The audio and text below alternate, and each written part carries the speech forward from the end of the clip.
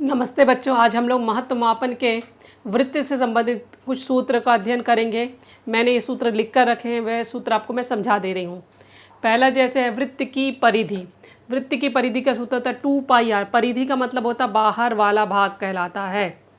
तो यदि त्रिज्या दी है तो इसका सूत्र होता है 2πr। फिर वृत्त की परिधि का दूसरा सूत्र है π/d, यानी यदि व्यास दिया है तो हमको ये त्रिज्या की जरूरत नहीं, सीधे π/d कर सकते हैं। फिर तीसरा वृत्त का क्षेत्रफल का यह मतलब अंदर का भाग भी होता है, तो वृत्त का क्षेत्रफल का सूत्र होता है πr²। फिर यदि अर्धवृत्त का क्षेत्रफल कहा जाए तो वृत्त के क्षेत्रफल को 2 से डिवाइड कर देंगे तो अर्धवृत्त का क्षेत्रफल निकल आता है। अब यदि वृत्त का व्यास निकालना, व्यास क्या होता है? इस त्रिज्या का दुगना। ठीक है, तो वृत्त का व्यास निकालना तो 2 गुणित त्रिज्या। अब आगे है छठवां सूत्र, चाप की लंबाई। चाप की लंबाई मैंने इस तरह से लिखा है, ये एल कहलाती है। तो चाप की लंबाई ये आर है, ये भी आर है। यहाँ पे बनने वाला जो कोण है यदि थीटा है, ठीक है, और ये हमें निकालना है चाप की लंबाई। तो चाप की लंबाई का सूत्र होता है θ/360 2πr। चाप की लंबाई को हम एल से भी दर्शाते हैं, तो θ/360 2πr। 2πr यानी परिधि होती है। फिर है दैत्य का क्षेत्रफल। दैत्य का मतलब होता है 2 त्रिज्याओं से घिरा हुआ क्षेत्र। आप देख रहे हैं कि ये त्रिज्या और ये जो बीच वाला भाग है वो तो 2 त्रिज्याओं के बीच का क्षेत्र है। तो दैत्य का क्षेत्रफल, दैत्य यानी 2 त्रिज्याओं के बीच का क्षेत्रफल, तो उसका सूत्र θ/360 πr²। यहाँ क्षेत्रफल है तो πr², चाप की लंबाई में 2πr लगता है। एक और दैत्य का क्षेत्रफल का सूत्र, यदि थीटा नहीं दिया है तो क्या होता है? r गुणित l या L गुणित R, जो भी लिखना चाहे लिख सकते, /2। तो दैत्य के क्षेत्रफल के 2 सूत्र हैं, थीटा वाला और बिना थीटा वाला। फिर है लघु वृत्तखंड का क्षेत्रफल। ये आपने एक आकृति देखी है, दैत्य की थी। अभी हमें ये जो नीला शेड किया ये वाला भाग निकालना है, तो क्या करेंगे? दैत्य के क्षेत्रफल में इस त्रिभुज को माइनस कर देंगे। तो लघु वृत्तखंड का क्षेत्रफल क्या होता है? दैत्य का क्षेत्रफल, दैत्य पूरा था माइनस त्रिभुज का क्षेत्रफल। इसका दूसरा सूत्र भी है, क्योंकि यदि थीटा का मान कोण अलग अलग है तो हम कैसे निकालेंगे? तो इसका या तो इसका उपयोग करिए या तो इसका उपयोग करिए। तो लघु वृत्तखंड का क्षेत्रफल बराबर होता r² ब्रैकेट में π/360 माइनस साइन θ/2 और ब्रैकेट क्लोज। अब हमें दीर्घ वृत्तखंड यानी ये दीर्घ हो गया, ये लघु हो गया।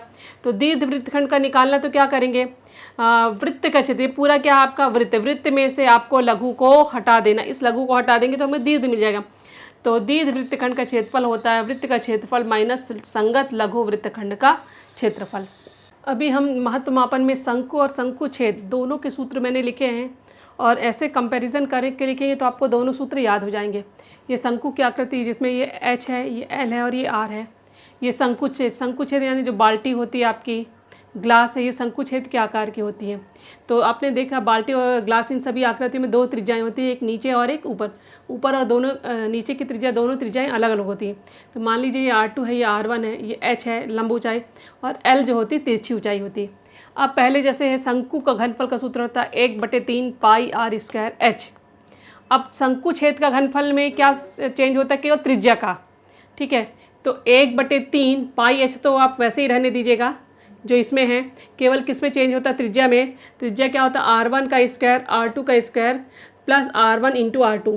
तो आप ध्यान रखिए, यदि आपको a/v के वर्ग का सूत्र याद हो तो आप वही सूत्र लगा लीजिए। केवल a/v के वर्ग में 2 लगता है, यहाँ पे 2 नहीं लगाना है। तो इस तरह से शंकु का घनफल और शंकु छेद के घनफल के हम तुलना कर सकते हैं। अब है शंकु का वक्र पृष्ठफल का सूत्र होता है πr/l। तो शंकु छेद का वक्र पृष्ठफल क्या होएगा? πl तो रहेगा, किस में चेंज होता है? त्रिज्या में। तो त्रिज्या क्या होता है? r1 + r2, तो πl r1 + r2। अब है शंकु का संपूर्ण पृष्ठफल। शंकु का संपूर्ण पृष्ठफल होता है πr/l + r। तो शंकु छेद का संपूर्ण पृष्ठफल के लिए क्या करना है आपको? शंकु का वक्र पृष्ठ का हमें याद है πr r1 + r2। अब इसमें ऊपर का क्षेत्रफल त्रिभुज का वृत्त का और नीचे वृत्त यानी वृत्त का क्षेत्रफल क्या होता है? πr1 का स्क्वायर और πr2 का स्क्वायर। नीचे वाले का πr1 का स्क्वायर और ऊपर वाले का πr2 का स्क्वायर, इन दोनों को भी आप जोड़ लीजिए। तो आप इस तरह से इसके टुकड़ों में आप इसको सीखते हैं। यही सूत्र हमारा यहाँ आ गया, केवल यहाँ पे हमारे दोनों वृत्तों के क्षेत्रफल का हमने लगा लिया। अभी शंकु की तिरछी ऊंचाई का सूत्र क्या होता है? L यानी शंकु की तिरछी ऊंचाई L बराबर होता है √h का वर्ग प्लस r का वर्ग। तो यहाँ पे भी तिरछी ऊंचाई में क्या आ जाएगा? h का वर्ग प्लस r2 - r1, यानी बड़ी त्रिज्या में से छोटी त्रिज्या को घटाना। r2 बड़ा है और R1 छोटा है तो R2 माइनस R1 का वर्ग। यहाँ पे h का वही रहेगा, केवल त्रिज्या में चेंज आता है, तो त्रिज्या क्या आ जाएगा R2 माइनस R1 का वर्ग। आज हम कुछ और सूत्रों के बारे में बता रहे हैं मैं आपको। जैसे ये आकृति वर्ग की है तो पहला वर्ग का क्षेत्रफल, वर्ग का क्षेत्रफल क्या होता है भुजा गुणित भुजा या भुजा का वर्ग। फिर वर्ग की परिमिति होता है 4 गुणित भुजा। फिर वर्ग का विकर्ण, ये 10वीं में बहुत आता है क्वेश्चन, वर्ग का विकर्ण क्या होता है भुजा गुणित कर्णी में 2। ठीक है, भुजा में कर्णी में 2 का गुणा कर देंगे तो हमें विकर्ण प्राप्त हो जाता है। फिर वर्ग के विकर्ण का एक और सूत्र है, यदि आपको क्षेत्रफल का है, यदि विकर्ण दिए तो विकर्णों का गुणनफल बटे 2, वर्ग का क्षेत्रफल का ये भी एक सूत्र है। फिर ये आकृति आयत की है, आयत के क्षेत्रफल होता है लंबाई गुणित चौड़ाई। आयत की परिमिति होती है 2 लंबाई धन चौड़ाई। इसके बाद ये आकृति हमारी समघन की, समघन यानी जो लूडो का खेलने का डाई होता है उसे हम समघन कहते हैं, जिसमें लंबाई चौड़ाई और ऊंचाई सब एक जैसी रहती है। तो समघन का घनफल होता है भुजा की घात 3 यानी L क्यूब लिख सकते हैं। फिर समघन का संपूर्ण पृष्ठफल होता है 6L स्क्वायर। फिर समघन का ऊर्ध्वाधर पृष्ठफल होता 4L स्क्वायर। फिर समघन का विकर्ण जो होता कर्णी में 3 गुणित L। इसके बाद अगली आकृति जो है वो धनाभ की होती। धनाभ में लंबाई चौड़ाई और ऊंचाई तीनों ही होते हैं। तो धनाभ का घनफल होता है L गुणित B गुणित H, लंबाई गुणित चौड़ाई गुणित ऊंचाई। फिर धनाभ का संपूर्ण पृष्ठफल होता है 2 L into B, B into H और L इंटू एच। इसको आप किसी भी क्रम से लिख सकते हैं, परंतु ध्यान रखना 2 बार लंबाई दिखेगी, 2 बार चौड़ाई दिखेगी और 2 बार ऊंचाई दिखेगी। तो 2 ब्रैकेट में LB plus BH plus LH। फिर धनाभ का विकर्ण, धनाभ का विकर्ण बना होता है कर्णी में L का वर्ग प्लस B का वर्ग प्लस H का वर्ग। फिर धनाभ के ऊर्ध्वाधर पृष्ठफल का क्षेत्रफल। ऊर्ध्वाधर पृष्ठफल जो होते हैं वो जैसे आपके कमरे में कलर करना है तब यहाँ पे इसका सूत्र लगाते हैं, धनाभ के ऊर्ध्वाधर पृष्ठफल का क्षेत्रफल। तो ये होता 2 लंबाई धन चौड़ाई, फिर ब्रैकेट क्लोज होता गुणित ऊंचाई। अभी हम कुछ और सूत्रों के बारे में मैं आपको बता रही हूँ। अगला सूत्र है बेलन का। तो बेलन में ये H है और ये R दिया गया है। तो पहला है बेलन का घनफल। घनफल का मतलब कोई चीज़ इसमें कितनी भरी गई है तब हम घनफल का यूज़ करते हैं। तो बेलन के घनफल का सूत्र होता है पाई R स्क्वायर H। ठीक है, और ये ध्यान रखना बेलन और शंकु में संबंध है, शंकु में 1/3 होता है, बेलन में केवल पाई R स्क्वायर H होता है। फिर बेलन का वक्र पृष्ठफल, वक्र पृष्ठफल यानी इसको यदि हमको कोई चीज़ बनानी है, बेलन जैसी आकृति बनानी है तो बेलन के वक्र पृष्ठफल का यूज हम करते हैं। तो इसका सूत्र 2 पाई R H।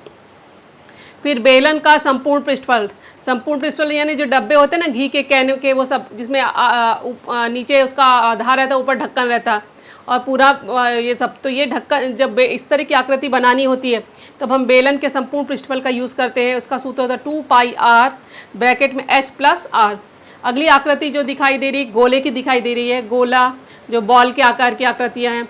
तो पहले गोले का घनफल यानी ठोस गोला है तो उसका सूत्र होता है 4/3 पाई R क्यूब, क्योंकि गोले में केवल त्रिज्या होती है इसलिए सूत्र होता है 4/3 पाई R क्यूब।